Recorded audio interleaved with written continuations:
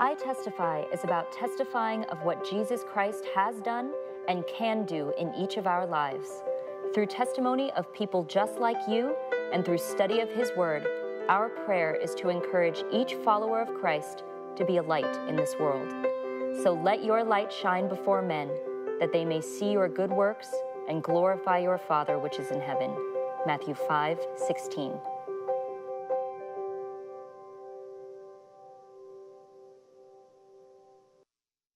Hello and welcome again to iTestify. Thank you for joining us again as we see another life being touched by God's mercy. So today we have Luke, and he will be sharing with us about his testimony. So Luke, thank you for joining us today. It's a pleasure to be here. Thanks for having me. Oh, anytime. Very good. And I was just curious about your beginnings, because I know you're from South Africa. Yes. And you've come here to America, I believe you said in the 90s, right? Yes, the late 90s. So tell us more about that. How did it go? Okay. Well, in many ways, I think that sort of my life has been sort of just to show classic how God moves in mysterious ways, because it took me coming from South Africa to the United States, and I've been here for most of my life, to actually realize that God has a plan for each one of our lives, and He actually wants to live with, guide us through each step of our lives.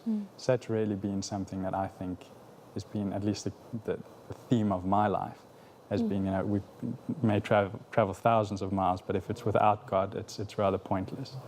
So that's, I think, a key thing for me to remember. But as you touched on, I think one thing that's also important to realize is that as I was born in South Africa, I was born to a great family environment. Everything was wonderful, Christian family, Adventist. But for me, it took many years to actually become, actually really surrender my life to God. And it's an ongoing thing, so I can't say I've arrived, Yes. but that's in a nutshell how the early start of my life there. Did you realize at a young age that God had a plan for you, or did it take you a little bit longer? No, it took a lot longer, in a sense that, I think it's a funny thing for those of us who have grown up Christians. Sometimes we've been given such an amazing gift to be Christian, but we often neglect it. And a little bit in my life is that one of the key, South Africa, as most people know, for many years it's been, since it's really its beginning, it's politically speaking, it's been a tricky place. It's been very difficult, unfortunately. And it particularly started going crazy in the early 90s when, governments were changing and everything. And, we had a number of crimes, also quite an issue in South Africa. And, our neighbor was shot and killed, and just a number of things like that. The things started getting very stressful. And we ourselves had incidents, and one in particular, the turning point in our family, actually what resulted us in leaving the country, was there was 5 armed men, and cut a long story short, I don't want to get too into it, but we were watching from our parents' bedroom, 5 guys trying to kill my father. And the fact of the matter is that, at that point we were praying and saying, hey, God, please protect my father. Please help him through that. And God came through remarkably. My father survived that unscathed, at least physically. Yeah. And, I think that, I say that to mention that, we have these experiences in our lives where God came through 100%. There's no way that it could be anybody else but God's providence guiding us through a situation. But me, as an Adventist, as a Christian, we sometimes overlook that, and it took me maybe 15 years after that to really get serious about religion, about what God actually wants to do in our lives. So to answer your question, it did take a while. Yeah. How old were you when you saw that I was experience? about 6 years old. Wow. Oh my. Yeah, so it was Quite young. Yes, a little bit. And you have 2 brothers? Yes, an older brother and a younger brother. There are 5 years between all of us. So you were actually all quite young. Well, your youngest brother. Yeah, he was just a little baby. And it's often quite confusing to people because they hear a rather strong accent from all of us. Yeah. But we came here when we were very young, but who knows why it sticks. So it's a delightful, I don't know, spice of life, I suppose. Yeah. So after you came here, like you said, at a very young age, at 6. Yes. And then what happened from there? Your family starts over here in America, yes. in essence. Yeah, no, for sure. And I'm sure many, immigrants can understand this. You know, when you come to a new country, you almost feel like a fish out of water. You know, you have almost like this existential crisis. Who am I? What am I doing? And I think that it was God's leading to take us in, you know, to bring us to the States, because it helped us reassess our spiritual priorities as well. Because, you know, Southern California is not necessarily known for its to be a great place for spiritual growth, but I think it's really where we grew the most spiritually, because we had to rely on God in very tangible ways, because things, you know, in very tangible ways, which is amazing to see. Could you give us an example? Well, I mean, it's difficult to say precisely, but I mean, just the whole thing. I mean, anybody who has been an immigrant knows it's just a day-to-day sort of survival, not to be dramatic. Sure. It's something, because you're starting, my father's often said that, you know, when you come to a new country, it's almost like getting out of high school, but you don't have any of that social network, anybody there to really help you through it. But the lovely part about it is in Southern California, there's so many great churches and wonderful people that we managed to plug into, and that was critically important as well. So you found yourself, from what I gather, it's very isolating. Yeah. Being an immigrant, coming and, like we were saying before, just starting over. Yes. And then where did you go from there? So you found a good connection here, yes. Good support system. Yeah, so a great connection. And as I mentioned, you know, for me, just to sort of to make it more personal, because I can only speak to myself, I think something that, you know, being in this country, you know, having painted the picture from South Africa, knowing that, you know, God's real, He really does guide us. You know, I think for me, I slipped into a very nominal Christianity or nominal Adventist. Almost like to think of myself as a recovering nominal Adventist. You know, because sometimes, go to church each week and, you know, just go through motions.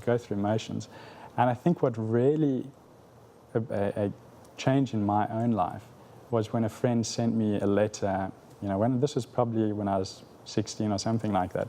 And he was just highlighting, he was apologizing for, you know, being a bad influence, at least he felt, in my life. And I was thinking, you know, that's unusual. And he was highlighting certain things that I wouldn't have thought were bad. So this like blew my mind. I thought, is this Christianity? This sort of, he's apologizing for things that I wouldn't even consider wrong. And I think that really forced me to, you know, relook at my life and think, you know, what are my priorities? Am I just being nominally Adventist or nominally Christian that just goes to church, but hasn't stopped to, you know, see what God actually has in store for us? So yeah, that's sort of, that was a turning point in my life. And it wasn't necessarily an easy thing, because as I mentioned, that I got sidetracked in a lot of the do's and don'ts in Christianity, because it's, you know, I think it's a common prevalent. thing, I think. Yeah. And, you know, I got so sidetracked that I was quite disillusioned. It got to the point where I had to make a decision. I told God openly, I said, God, you know, if this is what you're asking me to do, to be perfectly honest, I don't know if I could. I don't know if I could be the Christian if this is what Christianity boils down to. And almost had that feeling like in Mark 9, you know, 24, where it says, if you want to turn as well. Let's turn to it. And our viewers, please do turn with us as well in your Bibles. Yes. Mark 9. So Mark 9, 24. And this almost became my rallying cry. And I mean, this story here is, you know, where Jesus is healing a boy. And you know what's so interesting about this is that, you know, Jesus is speaking to this father and says, Lord, let's just go to verse 23. It says, Jesus said to him, if you can believe, all things are possible to him who believes. This is almost what I thought God was doing for me as well, is saying, hey, just trust me and things, you know, I'll get you through it. But then the very next verse really sums up my struggle in my life. It said, immediately the father of the child cried out and said with tears, Lord, I believe, help my unbelief. And I think that's something that people overlook. You know, when you grow up Christianity, with a faith, you forget that you have to rediscover it yourself. It can't just be something you inherit. And I think that's something to remember, that, hey, even though you may have, from the world standard, be converted, you really have to ask God to change your life individually, not just corporately. Yeah. That's very powerful. Yeah. And it's true. In essence, starting off as a Christian may, in a way, give you a type of handicap. Yes, no, it does, because I think you become almost inoculated to the truth. Yeah. Where you can go to church and hear a sermon, and it's it sounds terrible. I don't mean to be sort of disrespectful in any way, but it's almost one cliche after another, one spiritual cliche. They will quote the Lord's Prayer or John 3:16.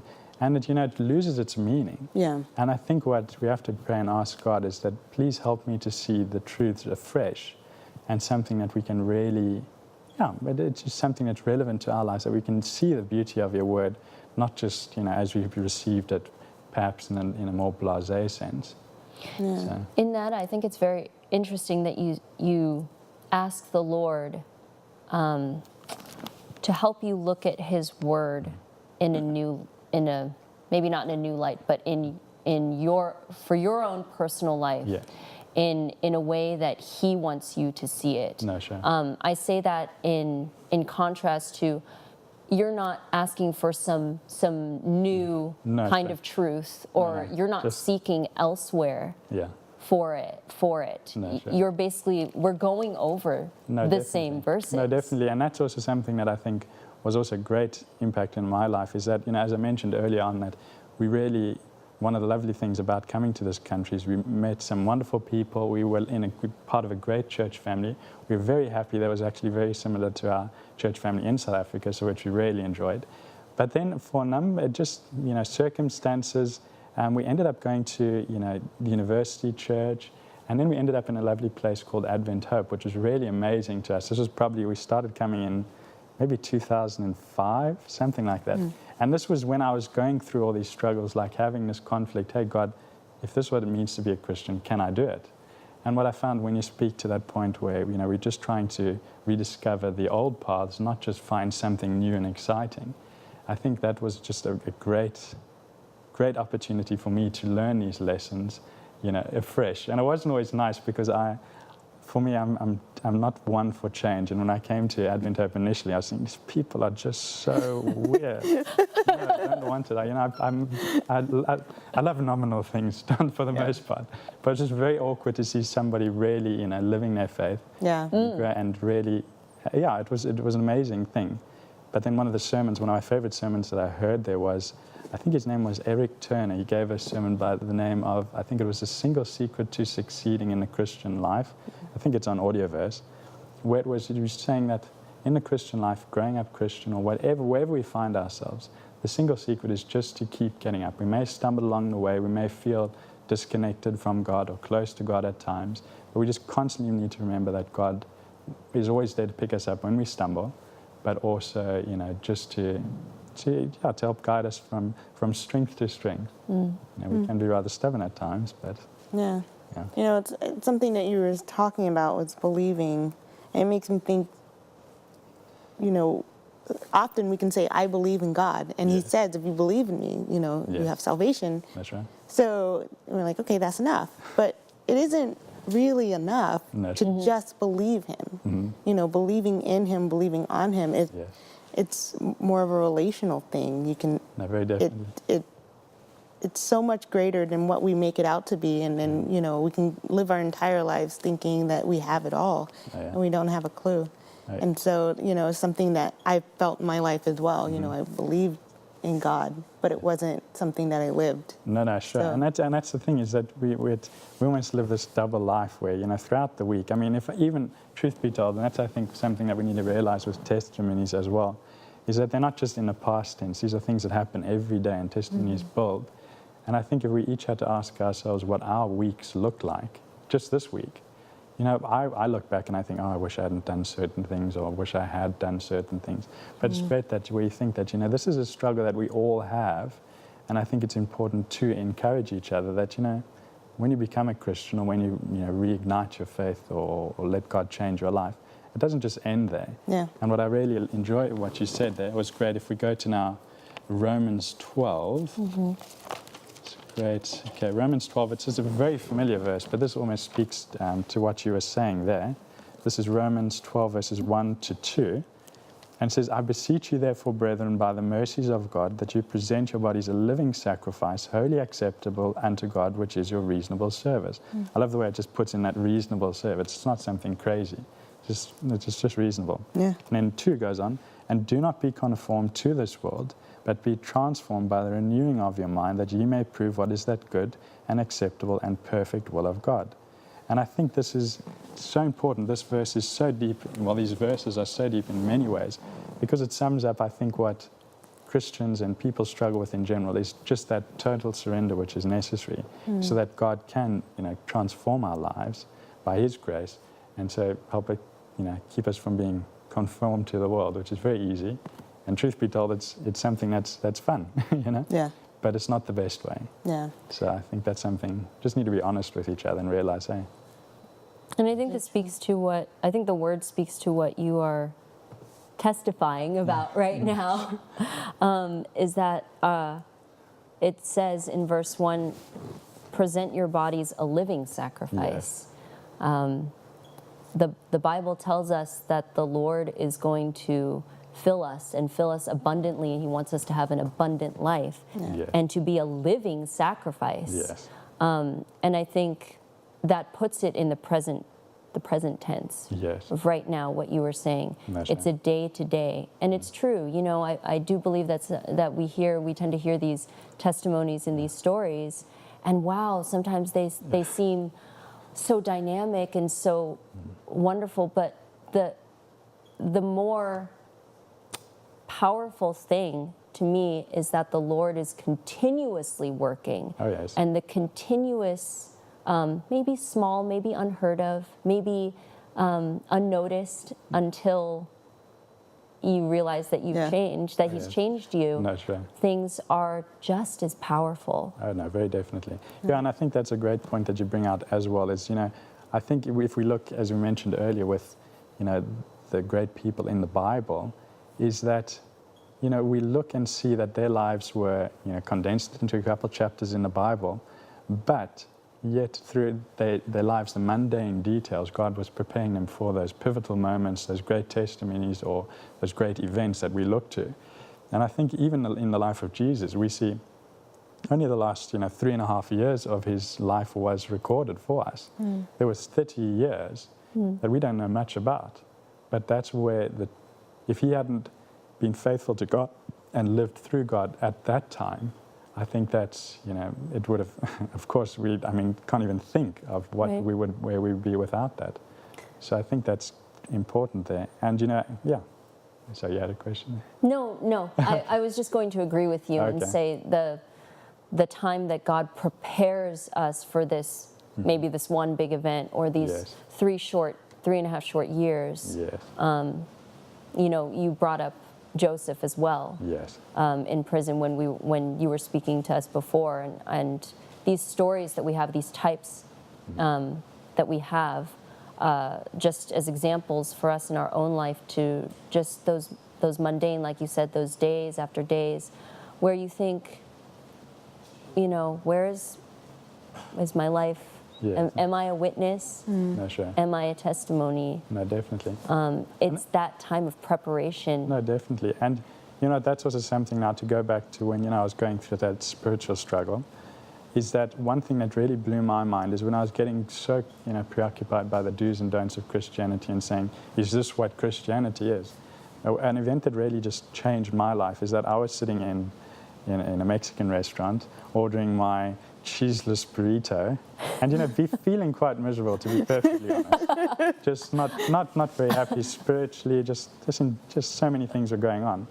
But then this lady was just sitting across from me, a couple of booths over, and she didn't say anything. She was, of course, a lady, different sex to me, different race. Everything about her was different.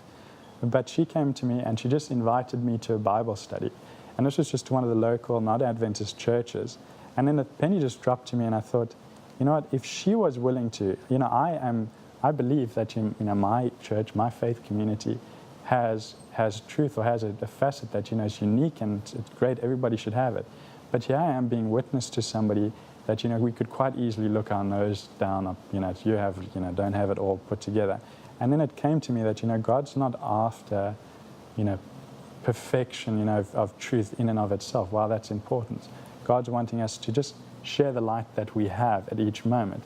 And that changed my life in the whole way I thought of religion, as I realized that, you know, it's a growth period, and we can't, you know, think that we've ever arrived. It's let God guide us at each step, and He'll lead us, you know, He'll take us along paths as we can cope. Yeah. He won't give it to us all at once. You know, some people like to drink from a fire hydrant, and it's not healthy. No. The perfection that God requires of us is submission. Yes, that total obedience. surrender, which is very difficult to do. You know, in and of ourselves, I think it's impossible for us. But thankfully, you know, when we see here, you know, in Romans, it was just present your bodies a living sacrifice, wholly acceptable, God, which is your reasonable service. All we can do is we can surrender. God does the rest. And I think that it's the weirdest thing. It's a completely contrary to our human mindset. We feel we have to do something, but by surrendering, God can then do things through us. So you came to, or I guess you were struggling when you were a teenager. I mean, that's hard enough. That time of life is hard enough for people. So, but you came to this conclusion out of that, and then what happened? Well, and this is sort of where it goes to the idea that, you know, testimonies sometimes can be long and drawn out. You know, I'm naturally a stubborn person, so I'm not eager to change. So, you know, it was just gradually being in a lovely community of believers that really were wholeheartedly wanting to grow in grace and grow in knowledge of God, that gradually I started becoming more and more sort of open to where God, you know, is guiding. And that sort of, it was just very gradual in my life. It wasn't overnight for sure, but it was just so satisfying to know that God isn't a God that's just wants us to fit into a certain mold. No, He's concerned with us each individually, and He'll tell us what we need to know. And as long as we're willing to listen, He'll do the rest. So, yeah. Will you tell us a bit about what you do for a living and how you think that, well, first tell us what you do for a living, please. Well, currently I'm working as a legal assistant. So, you know, law can be an interesting field because you deal with all sorts of people. But, you know, I think that, I mean, I think the key thing is for us to remember is that, you know, no matter what we do, there is an opportunity to share, you know, God's mercy. And I think the privilege that I have currently is I'm working with a wonderful Christian attorney that, you know, we pray each Monday before, you know, at the start of the week. And that's really spoken to me as well, is that, you know, hey, we may be on different pages spiritually as far as the church we officially go to. But I think God wants to show us that, hey, just surrender your lives, no matter where you are, no matter whether you're a nurse, and then God will open the ways to see how He can show people His grace and mercy. And that's what I've seen, at least in my work, is that, you know, working with a Christian attorney, God definitely, God's come through in many ways, and He's definitely unashamed of His faith at the workplace. So. And I know that can be difficult. No, it can be, because it can be quite contentious at times. Is it? Yes. So, yeah. That's wonderful then, that you have the opportunity to, you know, sometimes I think, and I've said this before, that we have a separation between work and the ministry that we have. But it's wonderful, I think, to have a mentor. Oh, yes. That combines the two, because it is, like you said, it's just a living sacrifice. It's yes, no, very definitely living sacrifice, and that's, I think, what's important about programs like this, is we all bring a unique facet. Some, you know, maybe some brighter than others, but yet we all help each other see, you know, God from a slightly different perspective and come to a better understanding of His character. And I think that's so we can all be mentors to each other, or all be at least encourage one another to the right path, or to keep our eyes fixed on Jesus. And I think that's you know, that's important for us to do. Yeah. And just encourage each other. Yeah, that's very true. Sometimes a bit hard to get through this life. But do you feel that you kind of know like where God is leading you now, or do you feel like it's still a mystery? Or well, I mean, there's a $1 million question. I think for me, I like to plan. I like to be, you know, years ahead. You know, I like to plan, you know, years. But I think what has really been encouraging to me is to, day by day we ask God, just please help me to be, my prayers and help my plans to come through. Just help me to make use of the opportunities that you send me, whether they're spiritual or just, in work, or wherever they lead. Help me to be open to, how you guide, in that still small voice at times. So I think that's something that I've had to learn, and it's been a struggle for me, but it's been good though. Yeah. Sometimes it is a struggle. Yeah, for sure. I feel like sometimes I know where God is leading me, Yes, but I can't figure out how He's going to get me there, and I'm trying to do things out myself, and it's not working. No, it's true. And that's also something that I find amazing, and that's a promise that I've relied on. When you look at the story of David, he's a man, God considers him a man after his own heart.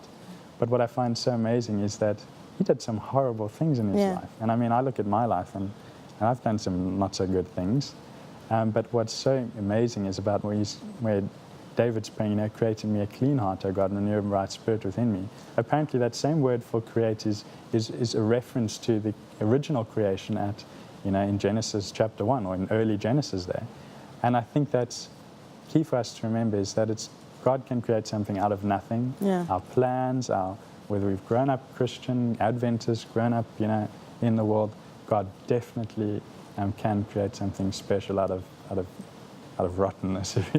So, that's been encouraging to me. Yeah. What would you tell someone who you think that was in the same position that you were when you were growing up? Yeah. Well, if I had to give one advice, it was just like the sermon that I heard, is just keep getting up.